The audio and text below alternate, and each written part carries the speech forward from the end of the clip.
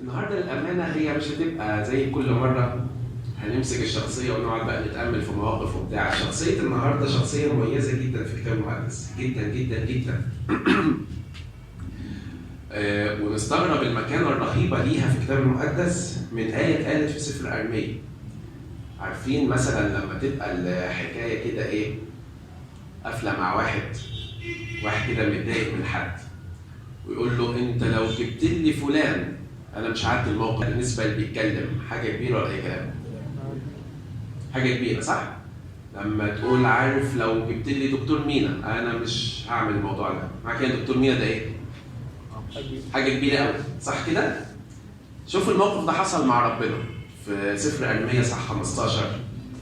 يقول لك ايه لما ربنا بقى خلاص حكم بالدينونه على شعب اسرائيل، خطاياهم بقى وصلت لاخرها وعباده الاوثان لاقصى ما يمكن، فربنا خلاص امر بالدينونه. ارميا عيني راجل رقيق فعمال يصرخ ربنا سامحهم، لكن ربنا حكم بالدينونه خلاص.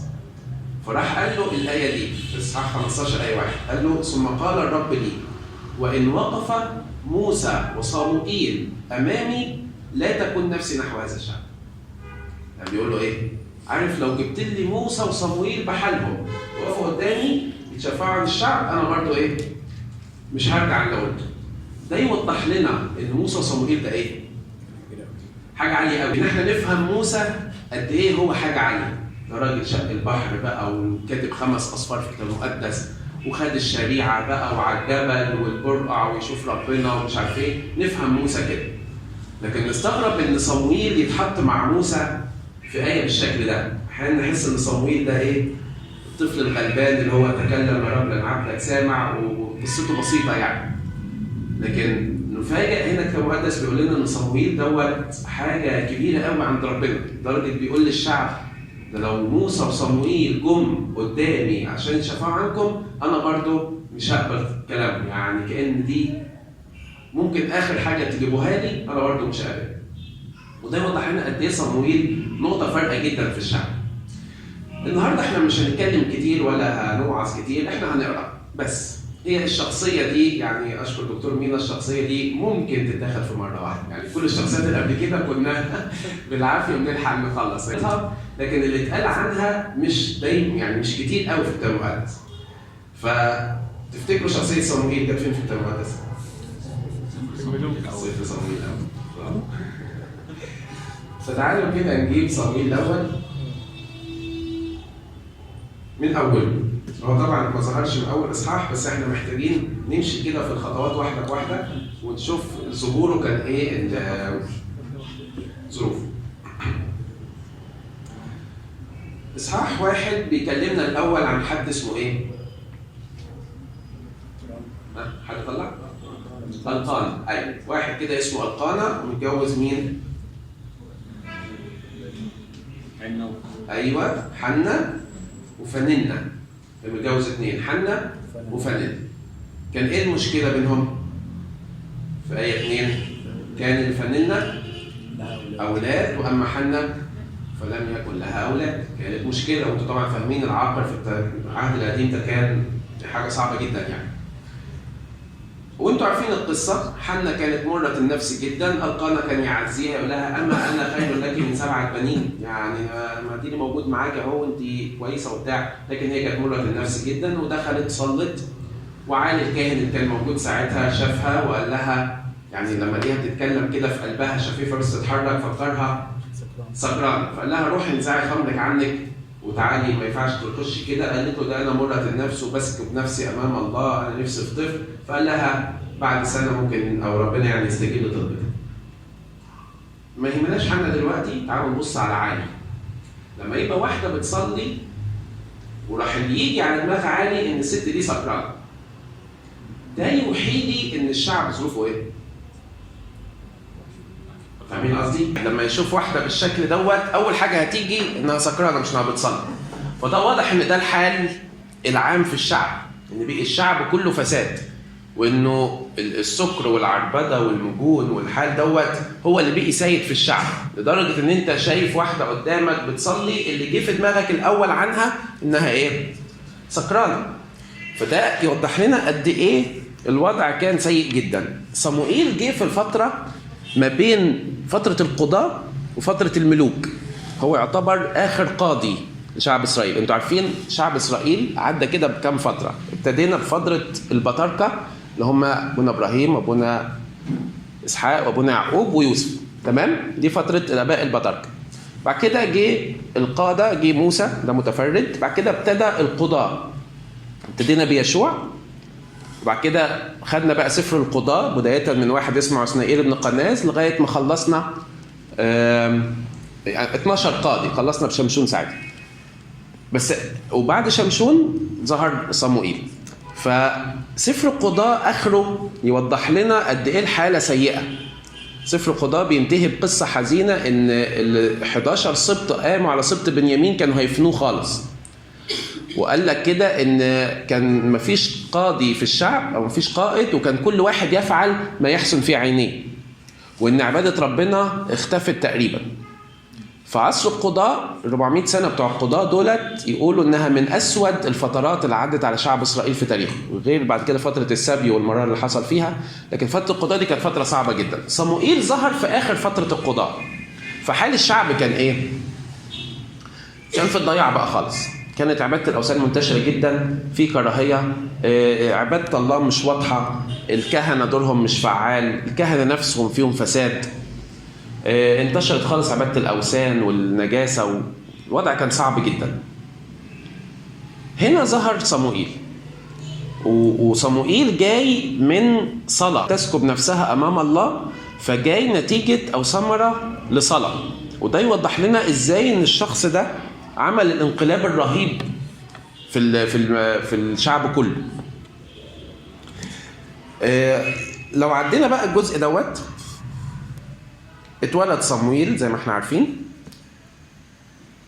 وحنا سبحت ربنا. في إصحاح 2 الكتاب المقدس عايز يوضح لنا حاجة، بيحط لنا المفارقة، بيحط الكهنة اللي موجودين ساعتها عالي وعياله، وبيحط لنا قدامهم مين؟ صموئيل الطفل الصغير اللي لسه عمره كام سنة. وبيقول لك شوف الفرق ما بين ده وما بين ده، فتلاقي بيتكلم حتة على صموئيل وحتة على أولاد عالي وحتة على صموئيل، وكأن إيه الشاشة مقسومة نصين، فجايب لنا هنا ده وجايب هنا ده، وبيقول لك قارن الحالتين. فلو بصينا كده في إصحاح 2 من أول آية 12 يقول وكان بنو عالي بني بليعال. بليعال دوت نسبة للشيطان، يعني من أسامي الشيطان. لم يعرفوا الرب ولا حق الكهنة من الشعب. كلما ذبح رجل ذبيحة يجيء غلام الكاهن عند طبخ اللحم ومنشال ذو 3 أسنان بيده، فيضرب في المرحضة أو المرجل أو المقلة أو القطر، كل ما يصعد به المنشل يأخذه الكاهن لنفسه. زمان كان الكاهن ليه نصيب، ليه الساق مثلا أو ليه جزء من الصدر، أو يعني كان ليه نصيب من الذبيحة. فهم الكهنة خلاص ما بقاش واضح بينهم، بقى الشريعة مش واضحة، وفي طمع وفي كده تعدي على الكهنوت. فكان يعملوا ايه؟ كان يجيب زي ما بيقول كده منشل ذو 3 أسنان، حاجة زي الشوكة كده كبيرة، والراجل قدم الذبيحة فيروح يغرسها كده في المنجل أو المقلة أو القدر اللي قدامه أيا كان، واللي يطلع في الشوكة ديت يبقى ايه؟ نصيب الكاهن. هل ده اللي أمر بيه ربنا؟ خالص، ولا ده أي حاجة خالص من اللي قال عليه ربنا. فكان تعدي رهيب. أنا عايزكم تركزوا هو خطيتهم فين بالظبط. هكذا كانوا يفعلون بجميع إسرائيل الآتين إلى هناك في شيلو. كذلك قبل ما يحرقون الشحم يأتي غلام الكاهن ويقول للرجل الذابح أعطي لحما ليشوى للكاهن، فإنه لا يأخذ منك لحما مطبوخا بل نيئا. يعني كمان إيه غير اللي يطلع، أنت كمان قدم حاجة نية للكاهن. فيقول له الرجل ليحرقه أولا الشحم ثم خذ ما تشتهيه نفسك. يعني بعد تتحرق طبعا الذبيحة الشحم اللي فيه بيتحرق، فبيبقى اللي باقي أقل. هو عايز ني، يعني عايز ياخد النصيب الأكبر، والشحم ده كان غالي قوي. فيقول لا بل الآن تعطي وإلا فأخذ إيه؟ أنتوا فاتحين معايا؟ آية 16 وإلا فأخذ غصبا. بصوا بقى الآية ربنا مش فارق معاه ده كله، بس الفكرة في إيه؟ فكانت خطية الغلمان عظيمة جدا أمام الرب. ليه بقى؟ لأن الناس استهانوا بتقدمة الرب. دي المشكلة. المشكلة ايه اللي حصل؟ الكهنة دول بتصرفاتهم عملوا ايه؟ خلوا الناس الشعب يستهينوا بتقدمة الرب. قال لك احنا بنروح الناس دي بتسرقنا، الناس دي بتاخد بحق مش حقهم، الناس دول بيفتروا علينا. فواضح ان موضوع الذبيحة وموضوع التقدمة وموضوع ربنا وموضوع الهيكل كله ده طلع ايه؟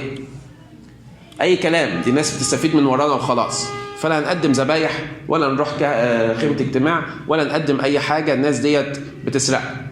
فخلوا الشعب يستهينوا بتقدمة الرب. فنفس الكهنوت في عين الشعب حصل له ايه؟ وقع. وصورة الله والتقدمة والذبيحة وقعت، وأهمية خيمة الاجتماع وعبادة الله وقعت.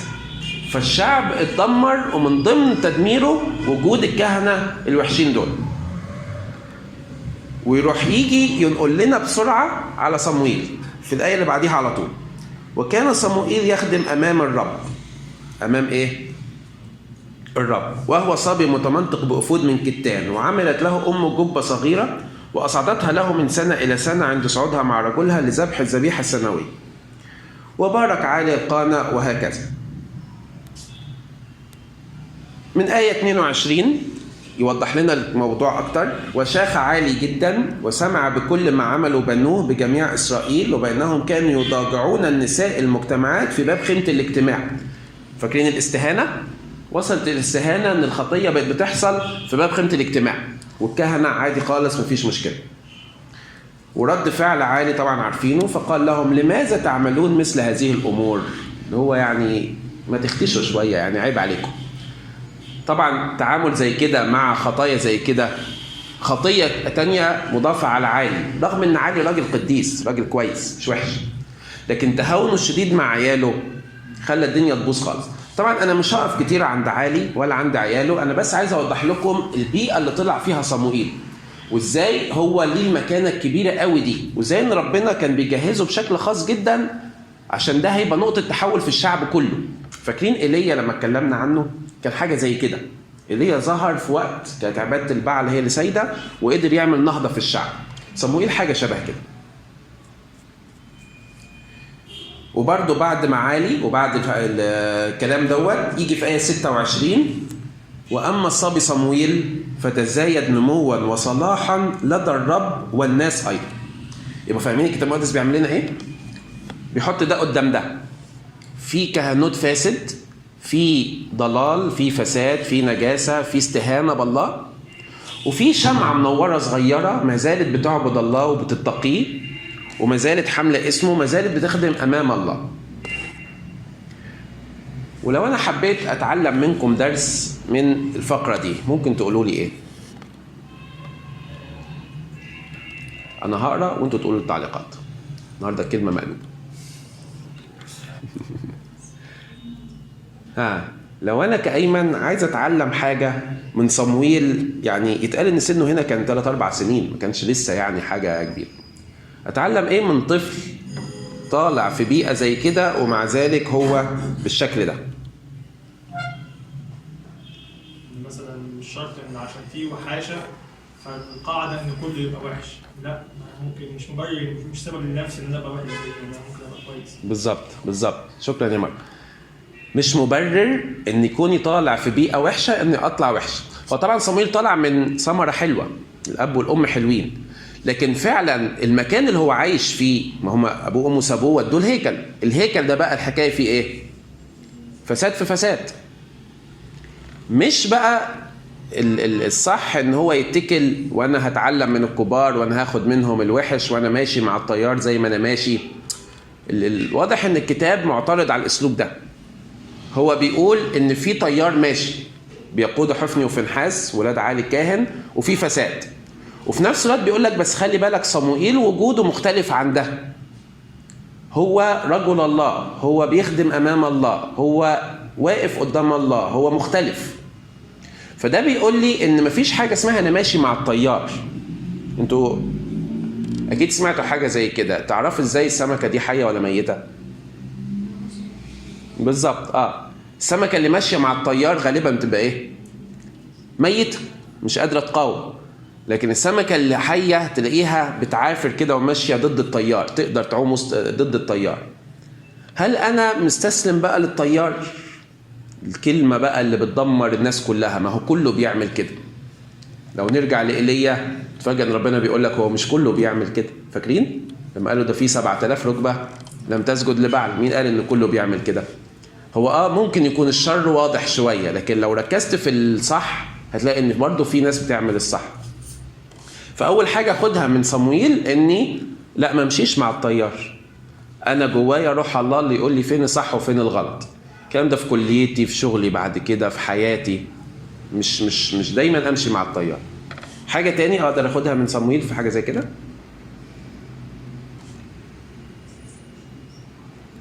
شاركوا. يعني انا نفسي بقى ان احنا ناخد خطوة ازاي افتح الانجيل في البيت وازاي اخد منه حاجة. ما بقاش مستني بس ان حد يقول لي اتفضل. انا ممكن ابص لها بنظره تاني اللي هي نظره البيت نفسه. لو كان الاساس فعلا في البيت ليه دور كويس جدا، فهو طلع الناشئ اذا كان كويس او لا. بالظبط. يعني صموئيل لو كان شاف بيته اصلا متهاون معاه زياده كان ممكن يطلع زي الباقيين. تمام، اشكرك. بيلفت انتباهنا الحته ان برضو ما ننساش ان البيت ليه دور، وان لازم البيت المسيحي يكون واخد باله من نفسه ومن اطفاله عشان خاطر يطلع فعلا نشء صح. لان فعلا وسط الفساد الرهيب لازم البيت يكون متماسك، ولازم يصر ان ولاده يطلعوا على حق ربنا وحق الانجيل. دي تمام جدا. حد يحب يشارك بحاجه تاني؟ اتفضل. هو من خلال الاصحاح يعني صموئيل النبي وهو صغير كان مطيع، ما كانش بيقول مثلا لا انا مش عايز اقعد هنا، لا كان مطيع لوالديه، كان مطيع لعلي الكاهن، كان دايما ودانه حساسه لسماع صوت ربنا من القعده معاه والعشره معاه. من هو صغير ما قالش مثلا لا لما اكبر ابقى اكرس حياتي ربنا لسه بدري، لا هو كان مطيع.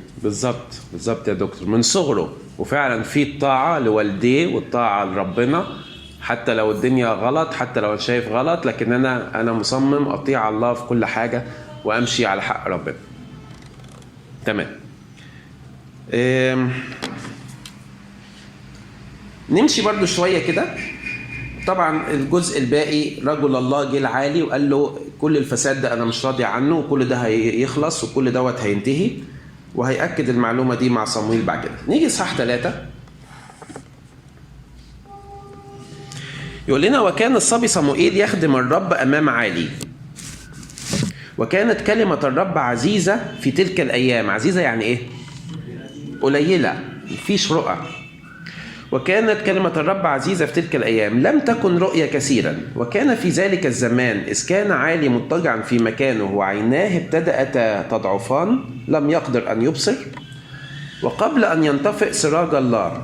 سراج الله ده المقصود به اللي هي المنارة الذهبية اللي كانت في خيمة الاجتماع. عارفين التكوين الخيمة بعد ما تخش كده عند القدس في على الشمال كده منارة ذهبية بتنور المكان كله.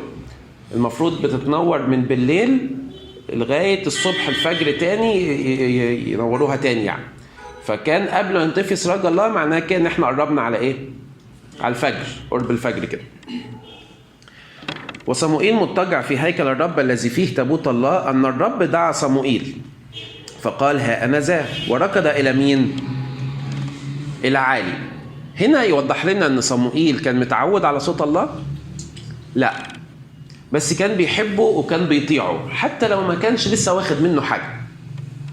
ودي نقطة نقف عندها كتير. هو أنا بمشي مع ربنا لما أخد منه حاجة، ولا أمشي معاه فأخد منه حاجة؟ فاهمين قصدي؟ المشكلة دايما ما بين الإيمان والعيان. هو أنا مستني أشوف من ربنا حاجة فأمشي معاه، ولا أنا ماشي معاه وفي مسيري ديت أنا بيستعلن لي حاجات؟ تفتكروا الكتاب المقدس بيرشح أنهي حاجة في الاثنين؟ التاني. عارفين الترنيمة بتاعت ومين يدوق الحب كله؟ فيها بيت غريب خالص كده يقول لك تشوفوا عين اللي اتجه بلا طلبات. يعني مين يقدر يشوف ربنا؟ اللي رايح له وبيصلي، بس صلاته عبارة عن ايه؟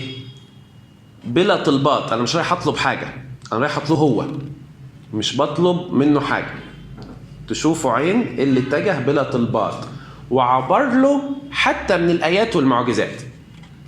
يعني ايه الكلام دوت؟ يعني قدر يروح لربنا ويعدي مرحلة ان لازم اشوف من ربنا ايات ومعجزات. حتى يا رب لو ما عملتليش معجزة في حياتي انا مصدق فيك وماشي معاك.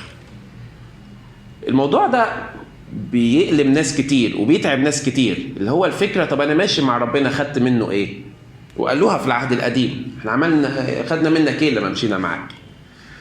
لكن ربنا بيعلن لنا حاجة غريبة، وصمويل هنا بيقول لنا حاجة غريبة خالص. انت هتسمع صوت ربنا وانت ماشي معاه، مش هتسمع صوته فتروح تمشي معاه. فاهمين الفكرة؟ انت ماشي معاه فهتشوف معجزات، مش هتفضل زي ما انت لغاية ما يعمل لك معجزة فتبتدي تمشي معاه. وصل النقطة دي ولا لا؟ ان دي بتوقع ناس كتير جدا. واحد مستني كده عمال ماشي مع ربنا بس واقف مكانه. طب ليه واقف مكانك؟ لاني مش شايف من ربنا حاجة، انا لسه ما خدتش منه حاجة. طب انت مستني ايه؟ مستني ربنا يديني حاجة عشان اكمل معاه. انا هكمل معاه ليه؟ انا لسه مش شايف منه حاجة. المبدأ ده الكتاب المقدس مش موافق عليه. هي مسيرتي مع الله مسيرة حياة، وانا ماشي في حياتي معاه طبيعي، وطول ما انا ماشي بقى تظهر لي اعلانات، تظهر لي رؤى، تعزيات، تعاملات. طول ما انا ماشي في سكتي معاه بيظهر لي ده كله. لكن ما توقعش ابقى واقف مكاني واقول هو مال ربنا مش بيكلمني ليه؟ واصله ديت؟ فصموئيل بيقول لنا كده، انا واقف قدام الله وبخدم الله وفي هيكل الله ومصمم على عبادتي وعلى خدمتي وعلى وجودي في الهيكل. لما عملت ده كله ابتدى ربنا يكلمني. ركض إلى عالي وقال ها أنا زال أنك دعوتني. فقال لم أدعو، ارجع اضطجع. عالي بالنسبة له فكر أن صمويل إيه؟ حلم مثلا حلم، ولا سمع كده صوت ولا حاجة فراح له. فذهب واضطجع. ثم عاد الرب ودعا أيضا صموئيل. فقام صموئيل وذهب إلى عالي وقال ها أنا زال أنك دعوتني. فقال لم أدعو يا ابني، ارجع اضطجع. ولم يعرف صموئيل الرب بعد. شايفين الكلمة ازاي؟ صموئيل موجود فين ساعتها؟ موجود في الهيكل وبيخدم وقريب من رئيس الكهنة اللي هو عالي، وهو بار حقيقي وحياته حلوة حقيقي. لكن لم يعرف الرب بعد المعرفة الايه بقى؟ الاختبارية، معرفة الإعلانات لسه. ودي يمكن بداية إجابة سؤال أنا أسمع صوت ربنا إزاي؟ ده اللي أنا بحاول أقوله لكم. هو أنت تسمع صوت ربنا إزاي؟ أنت تسمعه في مسيرتك العادية جدا معاه. يعني نستغرب كده من واحد يجي فجأة في قرار مصيري زي مثلا الهجرة ولا زي الزواج ولا قرار زي كده، يقول أنا عايز أسمع صوت ربنا في الموقف ده. ما هو اللي ما تعودش يسمع صوت ربنا في الصغيرة مش هيعرف يميزه في الكبير، صح؟ هي مسيرة حياة. لو أنت مش طالب ربنا من بداية حياتك، من صغرك، من حاجاتك البسيطة، من ان انت يعني ابسط الحاجات اللي انت بتعدي بيها وتطلب وجود ربنا في المواضيع دي وعايز رأي ربنا في المواضيع دي، ازاي متوقع ان صوت ودنك هتميز صوت ربنا في الحاجات الكبيرة؟ صموئيل بيقول لنا الحتة دي، انا عايش معاه وفي مسيرتي دي حتى لما ندم عليا ودني ايه؟ ما ميزيتوش برضه، لسه ما ميزتش صوته، انا لسه لم اعرف الرب. واخدين بالكم ازاي؟ ولم يعرف صموئيل الرب بعد ولا أعلن له كلام الرب بعد. وعاد الرب فدعا صموئيل ثالثة. فقام وذهب إلى عالي وقال ها أنا زال أنك دعوتني. ففهم عالي أن الرب يدعو الصبر. وده يوضح لنا أن عالي ده برضو واحد عينه مفتوحة. أي نعم يعني خد وقت، بس هو قدر يميز الموقف ده كده. لا مش واضح أن فيه كده إيه رسالة بتطلع، واضح أن ربنا ليه تعامل هنا.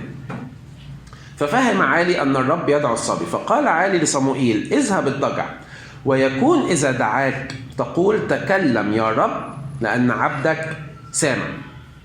فذهب صموئيل واضطجع إلى مكانه. مركزين معايا ولا مش مركزين؟ معاكم إنجيل؟ الحتة جاية دي عايزة حد يبقى معاه إنجيل. فجاء الرب ووقف ودعا كالمرات الأول صموئيل صموئيل. فقال صموئيل تكلم لأن عبدك سامع. صموئيل قال اللي قال عليه عالي. صموئيل قال اللي قال له عليه عالي. شال كلمة. شال كلمة ايه؟ شال يا رب. واخدين بالكم من ديت؟ عالي راجل فاهم الموضوع، فقال له يا ابني روح ولو سمعت الصوت ده تاني قول له ايه؟ تكلم يا رب لان عبدك سامع. عالي فاهم ان دي دعوه من ربنا. صموئيل ما تفهموش بقى، حس ان كبيره قوي ان ربنا يكلمه، حس ان يعني حاجه مش منطقيه، حس ان يعني ايه، ما تفهمش اللي حصل. لكن لما جه يرد قالها ايه؟ تكلم لان عبدك سامع. يعني ممكن اكون بسمع لصوت ربنا، صوت ربنا واصلني، بس انا ما زلت مش مصدق ان ده صوت ربنا. يعني احيانا كتيره الواحد يبقى في مشكله ومحتاج قوي صوت ربنا في الموضوع، بس المشكله ايه؟ اني بفكر في حل المشكله فمخي ماشي ناحيه حاجه معينه، ربنا صوته في حاجه تانية، بس انا دماغي مستستمع على حل، مستني بس ربنا يقول لي هو ده. فاهمين قصدي ولا لا؟ انا في الموضوع ده حله بالطريقه الفلانيه، ربنا بيقول لي اعمل كذا، انا مش سامعه. ليه؟ لان كل تركيزي في النقطه دي. هو انت يا رب في الحته دي هتقول لي اعمل ازاي؟ ربنا بيقول لي انا مش عايزك هنا خالص، انا عايزك هنا. ربنا عمال يتكلم وانا مش سامع خالص، لان دماغي كلها مركزه في حته تانية. انا مش مميز صوت الله في حياتي، لاني انا واخد قراري ومستني بس ربنا يمضي الابروفال بتاعه. انا يا رب ههاجر فين يا رب؟ كندا كويسه، هاجر فين بقى؟ طب يا ابني انا عايزك في مصر. فين يا رب؟ كندا انهي حته يعني؟ هروح انهي حته في كندا يعني؟ يا ابني انا عايزك في مصر. يا رب فين صوتك؟ مش سامع حاجه. طب نروح للكهنه، طب نستشير، نعمل قداس، اي حاجه. وربنا مش قايل لي انهي ولا الحكايه دي. فاهمين الفكره؟ وصوت ربنا عمال يا ابني انا عايزك هنا، يا ابني انا عايزك هنا، يا ابني هنا. ده اللي كان صموئيل مش مميز صوت ربنا. ما اعرفش هو في باله ايه، بس هو ربنا بيدعوه، هو مش مميز ان ده صوت ربنا، لسه مش جاي على ودنه. فقال الرب لصموئيل، آية 11: هوذا أنا فاعل أمرا في إسرائيل كل من سمع به تطن أذناه. يعني أنا هعمل إيه؟ يعني إيه كل من سمع به تطن أذناه؟ أنتوا نسيتوا العربي؟ كله إنجليزي بس؟ يعني إيه أنا هعمل أمر كل من سمع به تطن أذناه؟ ايوه، انا هعمل حاجه تقلب الدنيا. انا هعمل حاجه اللي يسمعها ودنه كده، يا ايه ده؟ ايه اللي بيحصل ده؟ تطن اذناي، يعني خبر رهيب على ودن الانسان.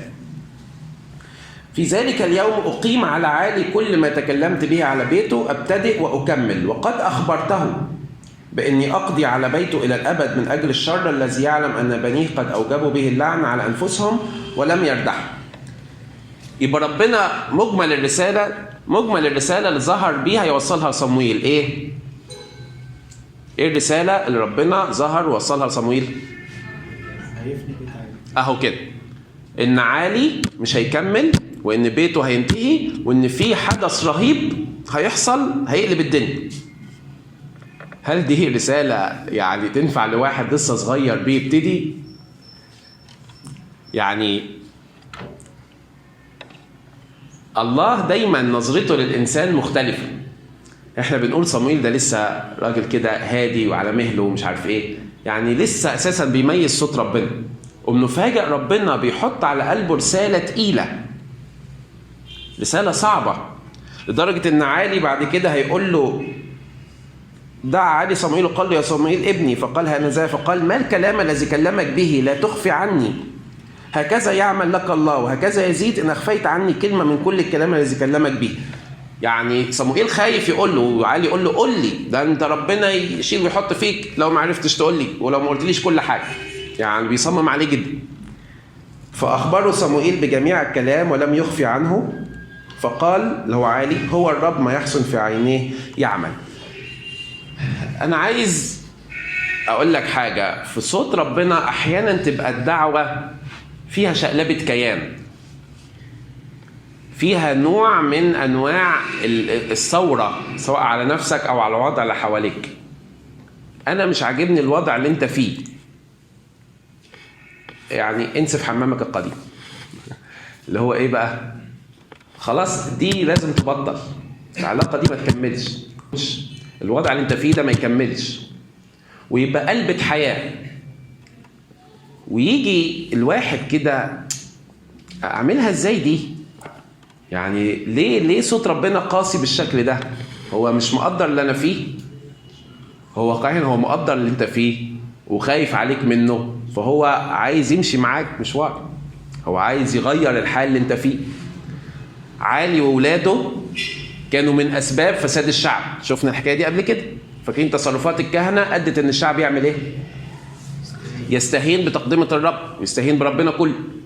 فالتخلص من عالي ومن الكهنه ده كان امر ضروري عشان صموئيل يقدر يعمل اصلاح. وكانه بيقول لي انت لازم تتخلص من دي عشان تقدر تعمل اصلاح في حياتك. وده من الاصوات اللي ربنا بيقولها والواحد يحاول ايه؟ يطنشها دي. احنا نحب نسمع صوت ربنا لما يقول انت حبيبي وانا هباركك وانا هنجحك وريح انت وانا هحارب حروبك وكده. حلوه الرسائل دي، احنا نحب الرسائل دي. زي ما كان بيقولوا كده في الكتاب المقدس العهد القديم، يقول لك كلمونا بالايه؟ كلمونا بالنعمات. مالكم كده رسائلكم صعبه كده وموضحين ربنا كده بتاع فركش ده. لا، ربنا احيانا يروح يتدخل في موضوع ويقلب الحال كله على بعضه. خلاص انت لغايه هنا وستوب ولازم توقف. اميز ازاي الكلام ده؟ ما ننساش ان صموئيل لما كان محتار راح فين؟ راح لعالي، مش كده؟ هو بالنسبه له ده ابوه الروحي. حتى لو عالي دوت هو ما كانش افضل حاجه في وقتها، بس ده رئيس الكهنه اللي موجود. وانا عايز اقول لك برضو من ضمن الحاجات، احيان كتيره نقعد ندور اسمع صوت ربنا فين، اسمع صوت ربنا فين. طبعا من اوضح اصوات ربنا اللي اقدر اسمعها هو كتابه المقدس. ما هو ده صوت الله، ده انفاس الله، ده اعماق الله. فرسالته واضحه جدا وباينه جدا للي عايز فعلا ياخدها زي ما هي، من غير كده ما يقلبها في دماغه. ومن ضمن الحاجات تاني اللي واضحه جدا برضو هي تلمسه الاب اعترافي وانتمائي للكنيسه. ما هو ده صوت الله جدا لي. يعني ما اقدرش اتغاضى عن واحد زي انطونيوس. هو خد صوت ربنا منين؟ تعرفوا انطونيوس؟ خد صوت ربنا منين؟ اهو كده من المكان ده، من على المنجليه. شماس واقف عادي خالص بيقرا دعوه، بيقرا فصل من الانجيل، الكنيسه مليانه ناس، لكن هو راح واخدها دي. ما هو خدها من الكنيسه. يتقال عن الانبا كراس السائح كده لما سالوا، مش فاكر انبا كراس ولا مين للامانه يعني، سالوه انت وصلت لدرجه السياحه ازاي؟ قال لاني كنت بطيع تعليمات اب اعترافي. فما استهونش بحاجه زي كده، والاساسيات دي لازم ترجع تاني مهمه جوايا. يعني سوري، عايزين بقى نعدي فكره والاعتراف لزومه ايه والكنيسه اهميتها ايه، ما انا قلبي مع ربنا، ما انا بصلي في البيت، يعني ايه الحوارات ديت؟ لا، هي معطله. جينا للحق، معطله. يعني لو عايزين بالاقناعات والبراهين والادله موجوده، بس انا عايزك تشوف الامر الواقع اللي بيحصل. الامر الواقع بيقول ان من ضمن الاصوات العاليه لربنا هو اب اعترافي. هو القداس وحضوري ليه واستماعي للقرايات على انه رساله شخصيه ليه. انتمائي للكنيسه والاجتماع انا باخد منه حاجه. كل دي الطرق. يعني ربنا لما يحب يكلمني هيكلمني ازاي؟ طيب ما هي دي الطرق. هيكلمني ازاي؟ وصل الحكايه ديت؟ لو حابين نتناقش قولوا. يعني انا قلت كلمه في الاول وما عملتهاش. اتفضل يا دكتور. بس في سؤال، هو ايه قال علي كاهن اللي هيحصل وهو علي كاهن يعرف ليه ما تقولوش هو وعياله ما تستسلموا للوضع كده وخلاص؟ للاسف الحته دي ما يعني هو الكتاب المقدس ما ذكرش ان هم تفاعلوا مع الموضوع. يعني هو قال له خلاص ربنا يعمل كده. للاسف فعلا صح. هو الاصحاح اللي قبله لو كنتوا كملتوه، جه رجل الله العالي وقال له انت هيحصل ليك قضاء ومش هيبقى لك نسل، وحتى النسل اللي هيقعد مش هيفنى، مش هيدوم في الكهنوت، والحكايه يعني انت في قضاء هيحصل لك. وما حصلش حاجه. وجه صموئيل دلوقتي برضو بيقول لعالي وبرضو ما حصلش حاجه. فعلا ما تجاوبوش للاسف. اتفضل يا دكتور. اعتقد بس دي يعني حاجه من اللي بنقول عليها خطوره ان انا ابقى مستسلم للخطيه. تحط الاب في حاجه اسمها قساوه الاب. تمام. يعني حتى لو كان صوت ربنا واضح قوي في الحته دي، وشايف النهايه سبحان الله يعني بيكمل ناحيه النهايه دي بقدم احنا بحاجه اسمها قساوه القلب، ربنا يعني يبعد عننا كلنا. فكره التعود على الخطيه تخلي خلاص القلب قاسي، فحتى لو صوت ربنا واضح قوي انت برضو من جواك زي ما بيستغرب كده دكتور مينا ان يعني ازاي ما تبش.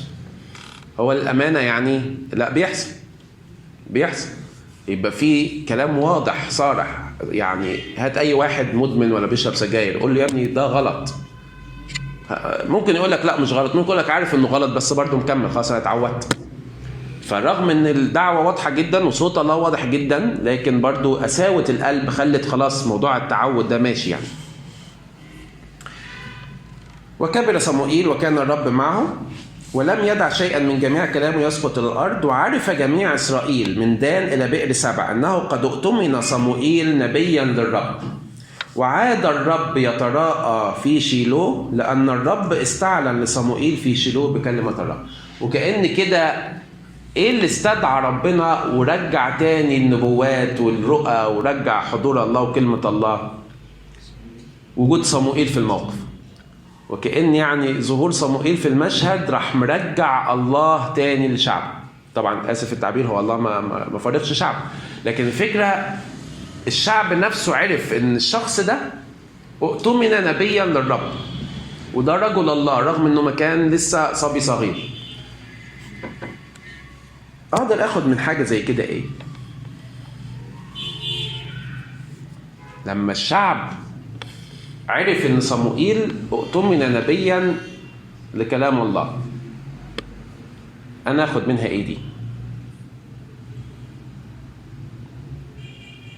انتوا بتفكروا في امتحانات ولا في امتحانات عليكم صح؟ باين على وشوشكم مش مذاكرين، باين على وشوشكم. لما الانجيل يقول لي ان الشعب شاف صموئيل فقال الشعب عرف ان ده اؤتمن نبيا للرب، انا ايمن اخد منها دي ايه؟ مش واضح، لا ما تقالش ان علي هو اللي قال له، يعني هنا واضح ان الشعب عرف كده. اتفضل.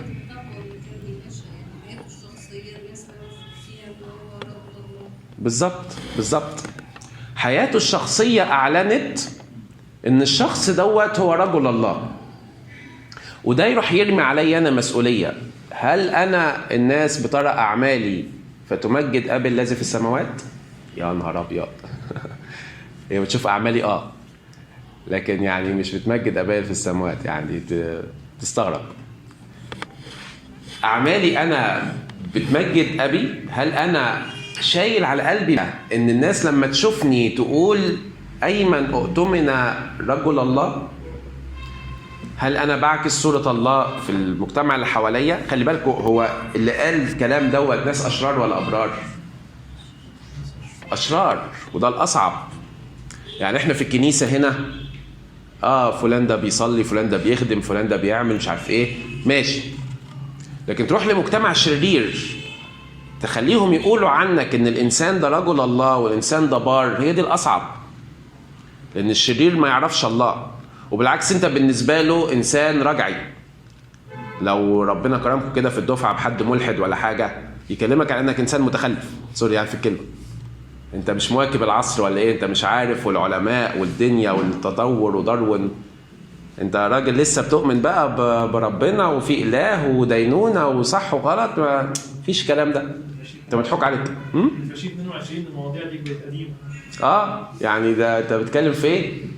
دي يقول لك كان ايه لما قالها دين افيون الشعوب، الكلام ده موجود. مش عارف عندكم في الدفعه بتشوفوا ناس كده؟ اتقابلتوا كده؟ كرولس شفت حد كده كتير؟ حلو خالص. الناس دي بقى مش مستنيه واحد يقف يقعد ينقد لها بقى نظريه التطور وفلان قال ايه وفلان قال ايه والكلام ده كله، هي مش عايزه ده.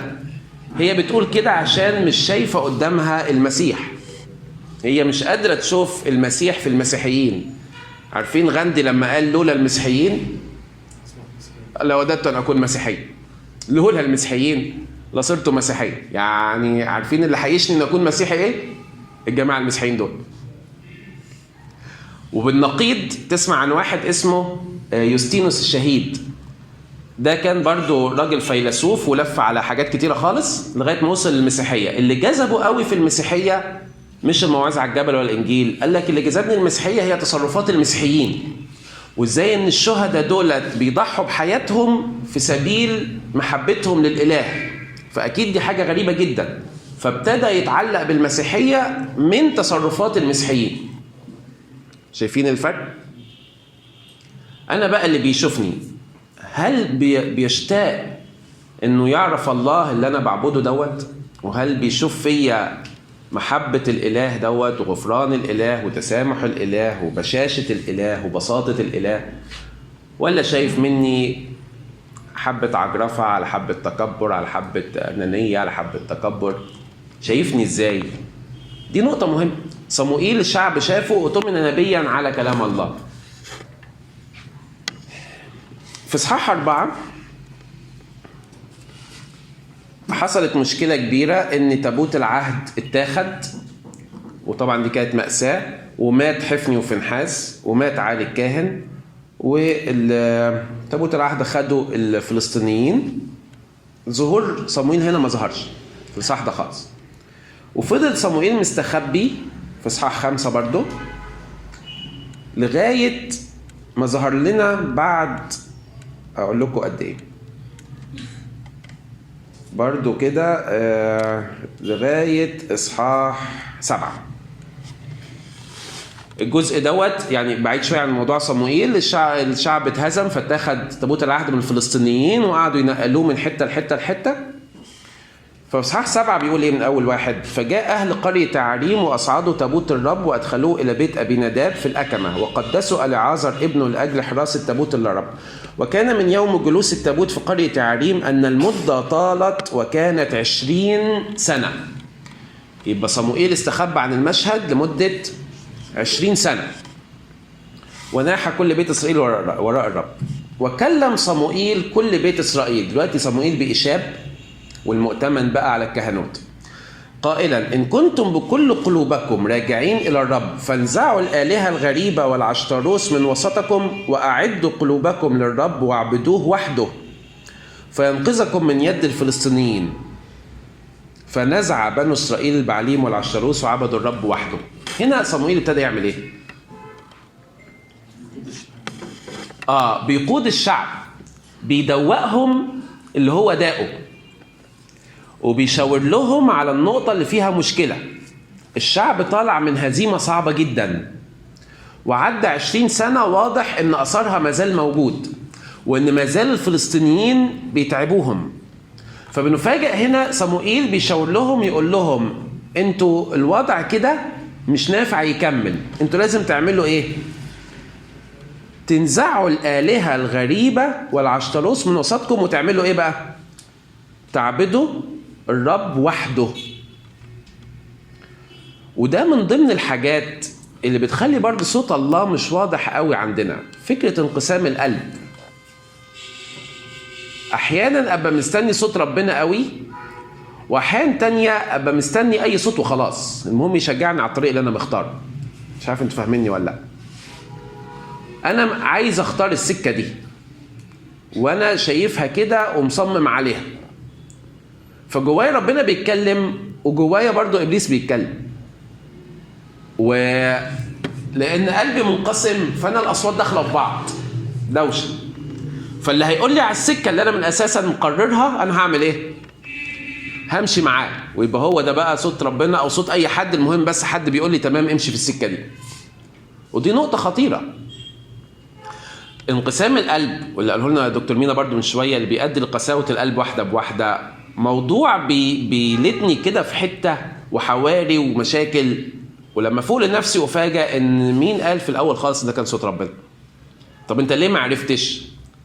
بس أنا أصلا قلبي منقسم، أنا في ظلمة وفي نور، ومستحيل إن النور ليه خلطة مع إيه؟ مع الظلم. يبقى من ضمن الحاجات اللي مخليني برضو مش عارف أسمع صوت ربنا كويس قلبي المنقسم ده. المفروض إن أنا أعبد الله إيه؟ وحده. وحده، كلمة وحده لازم نحط 20 خط. ما ينفعش عبادة غريبة تبقى مع عبادة الله. ما ينفعش البعل وعشتروس يبقوا موجودين وخيمة الاجتماع برضو موجودة. ما ينفعش تقدم الذبيحة لله يهوه وتقدم الذبيحة لعشتروس. لازم نعبد الله ايه؟ وحده، ويكون واضح في الصورة. جه في آية 5: فقال صموئيل اجمعوا كل إسرائيل إلى المصفاة فأصلي لأجلكم إلى الرب. فاجتمعوا إلى المصفاة واستقوا ماء وسكبوه أمام الرب وصاموا في ذلك اليوم وقالوا هناك قد أخطأنا إلى الرب. وقضى صموئيل لبني إسرائيل في المصفاة. عملوا حاجة غريبة شوية. إيه هما؟ عملوا إيه الجماعة دول؟ ركزتوا ولا أنتوا بتسرحوا في القراية وتصحوا لما أجي أتكلم؟ إيه اللي حصل؟ اجتمعوا إلى المصفاة واستقوا ماء وسكبوه أمام الرب وصاموا في ذلك اليوم وقالوا هناك قد أخطأنا إلى الرب.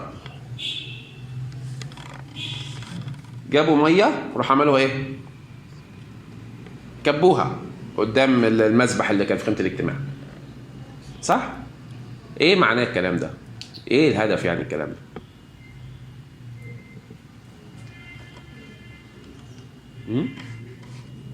حد عنده رأي؟ بالظبط، ده انسكاب القلب. هم عايزين يوضحوا ان انا خلاص الماضي بتاعي، عارفين لما اتقال كان يشرب الاسم، الخاطئ ده يشرب الاسم كالماء، فانا همسك الماء الاسم دوت وهعمل ايه؟ اسكبه امام الرب. كأنهم بيقولوا انا فعلا هكب كل البلاوي اللي جوه قلبي ديت، انا هكبها قدامك. أنا هطرح كل ثقلي وكل خطيتي وكل المشاكل اللي جوايا وكل عقدي وكل انقسام قلبي، أنا هسكبه قدامك، هطرحه قدامك الكلام ده كله.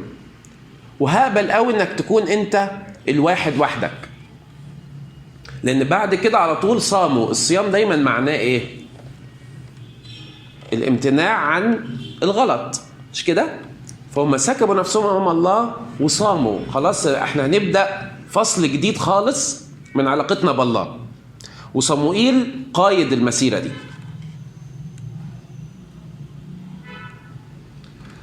اللي بعد كده أو نقراها ماشي، آية 7: وسمع الفلسطينيون أن بني إسرائيل قد اجتمعوا في المصفاة فصعد أقطاب الفلسطينيين إلى إسرائيل. فلما سمع بنو إسرائيل خافوا من الفلسطينيين. وقال بنو إسرائيل لصموئيل لا تكف عن الصراخ من أجلنا إلى الرب إلهنا فيخلصنا من يد الفلسطينيين. فأخذ صموئيل حملا رضيعا وأصعده محرقة بتمامه للرب. وصرخ صموئيل إلى الرب من أجل إسرائيل فاستجاب له الرب. وبينما كان صموئيل يصعد المحرقة تقدم الفلسطينيون لمحاربة إسرائيل. يعني صموئيل بيقدم المحرقة لسه والناس مركزة مع المحرقة واستجابة الله، راح الفلسطينيين مالهم؟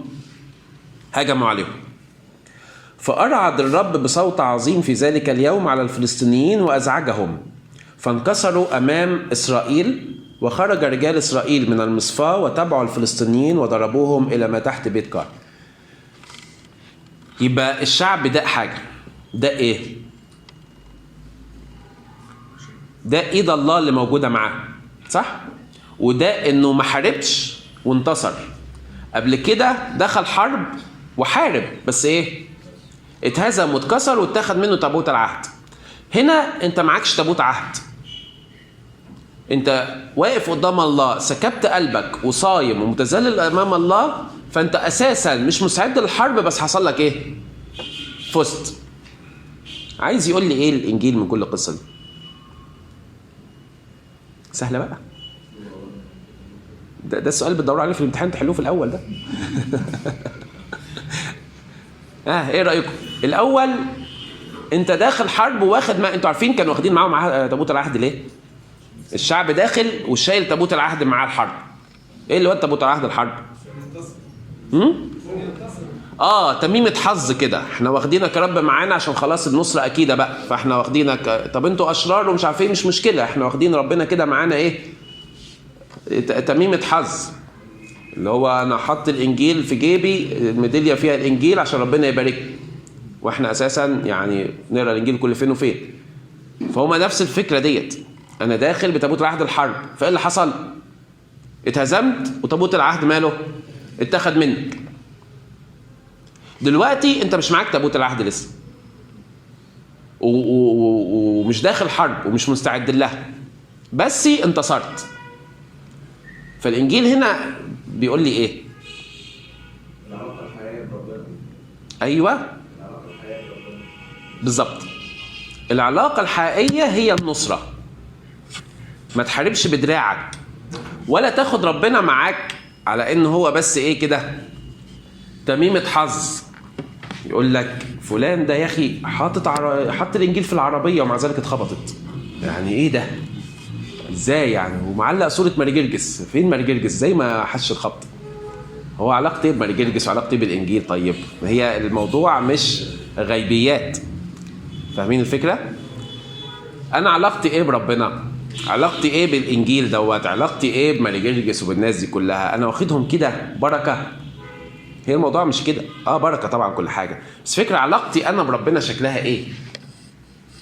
فاهمين الفكره؟ ليه انا مش منتصر؟ لاني متخيل اني الحكايه كده يعني ما دام بروح الكنيسه فانا لازم اكون منتصر، ما دام بتناول فانا لازم ابقى منتصر، ولو في خطيه لا خلاص يبقى ممكن تبقاش خطيه بقى، يعني اكيد منتصر اصلي، فممكن انا بعمله ده ما يبقاش خطيه اصلا والحكايه ماشيه. فاهمين الخطوره جايه منين؟ انا لازم ابقى فاهم دي، لازم ابقى عارف علاقتي بالله ايه. يا رب تابوت العهد يتاخد تابوت العهد، ونقعد كده 20 سنه ما فيش تابوت العهد عندنا، عادي كده تسيب عادي تابوت يتاخد، تسيب الكنيسه تتفجر، تسيب المسيحيين يموتوا؟ اسيب كله عادي. ليه طيب يعني؟ ما ازاي؟ انا يهمني قلبك انت فين. تابوت العهد ده شويه خشب، وتابوت العهد هيحافظ على نفسه وهيلف ويرجع سليم زي ما هو، والكنائس هتتبني وكلمه الله موجوده، ودي ما فيهاش مشكله. ان شاء الله يكسروا 100,000 كنيسه. لكن انت بقى هيكلك الداخلي فين؟ انت موجود فين؟ انت علاقتك بيا شكلها ايه؟ فاهمين ربنا بيتصرف ازاي معانا؟ يا ابني اعطيني ايه؟ قلبك. انت قلبك فين؟ قلبك لو بعيد هفضل وراك لغايه ما اجيبه ان شاء الله، يعني اخلي تابوت العهد يتاخد خالص، بس انت هجيب. مبدأ غريب من ربنا. احيانا نتخيل ان الله يهمه الماده او المباني اكتر من الانسان، ونتضايق جدا ازاي ربنا يسمح بحاجات زي كده تحصل واحنا مش فاهمين فكر الله. الله لا يصر بذبائح مثل هذه. الله مش هيقف عند دي. الله اولا واخيرا عايز شعبه يرجع له ازاي بقى؟ يعني الله مستعد يمشي معاك السكه الاخيره، مستعد يتنازل عن اي حاجه بس يجيبك في الاخر. ما تتخيلش ان في حاجه اغلى منك على قلب الله، مش ممكن. فيش حاجه غاليه على قلب ربنا قد الانسان.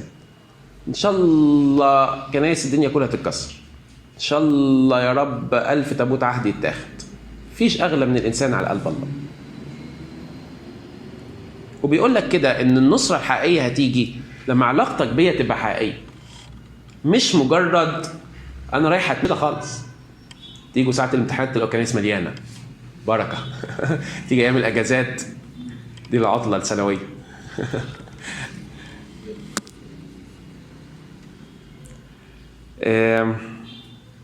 آية 12.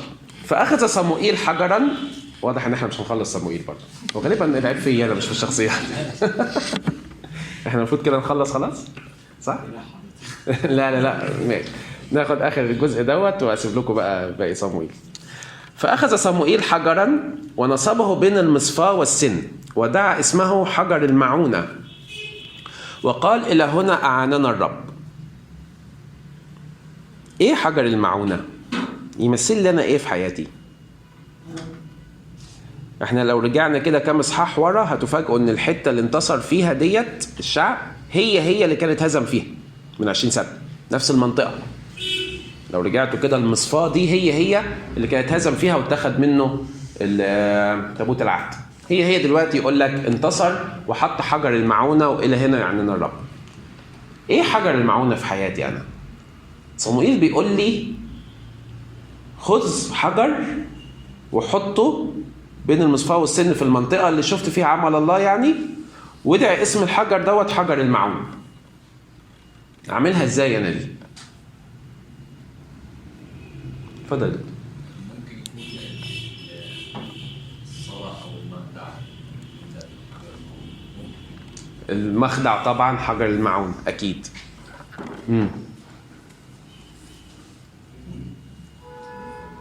اعتقد كلمه حجر جايه يعني ده في رايي الشخصي من ارتكاز على حاجه. ممكن ساعات كتير ربنا بيعدي الواحد بحاجه بس بيرجع ينساها. ايوه. فلو افتكرت بقى حاجه بطريقه ما كتبت او فكرت نفسي بالنصره دي، لما اقع مره تاني ارجع لحجر المعون. اشكرك يا دكتور جدا جدا. سمعتوا دكتور مينا؟ هو بيقول ايه؟ اني حجر المعونة ده هو عمل الله، واني افتكر عمل الله في حياتي عشان لما يجي وقت واشك او اقع افتكر عمل الله معايا. يبقى هو ده حجر المعونة، الحجر الثابت الراكز اللي انا بلجأ له لما احس كده ان الله مش معايا. مين عمل حاجة زي كده؟ يشوع عمل حاجة غريبة جدا.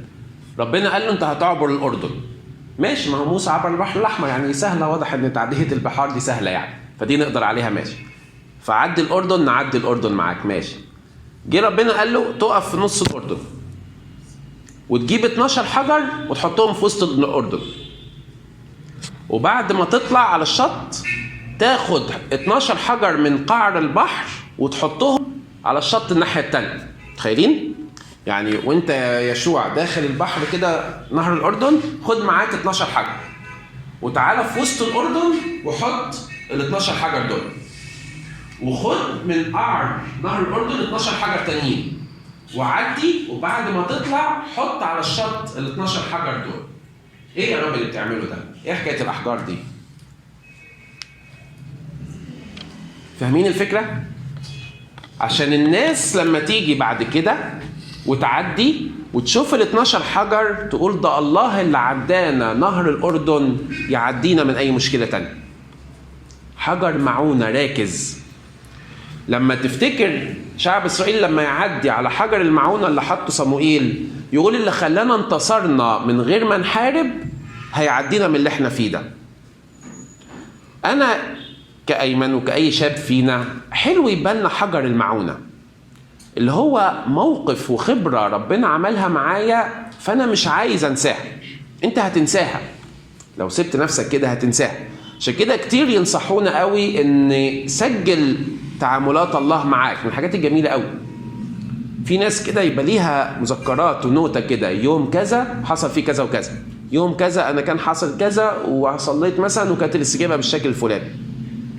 لما يبقى ليك حاجة زي كده ويجي الوقت اللي ربنا يسيبك شوية لهدف ما، الوقت ده هو اللي بيبقى صعب، ومرة واحدة بتتمسح كل الخبرات الروحية بتاعتي وتظهر بقى الأسئلة: هو ربنا فين؟ هو سايبنا ليه؟ هو إيه؟ لا هو يكون فعلا مش موجود، لا يكون مفيش حاجة اسمها ربنا، لا يكون احنا بيضحك علينا. فاهمين ازاي؟ إبليس يستغل المواقف دي. لو أنا على قلبي بقى حجر المعونة وأطلع وأقول لا ده الله اللي عداني من دي واللي عداني من دي واللي شفت إيده مع ده واللي شفت إيده في الموقف الفلاني حتى لو بعيد عني، أنا مش غريب عن تعاملات الله، أنا ليا تعامل وأنا ليا مكان عنده، وهو أكيد زي ما خلصني قبل كده في نهر الأردن وخلصني من حروب ديت، هو برضو أكيد هيخلصني من اللي أنا فيه. فتدريب حلو جدا، يا ريت يكون عندنا نوتة صغيرة وسجل فيها كده بالتاريخ تعاملات الله معاك. كنت حابب أختم بالجزء دوت.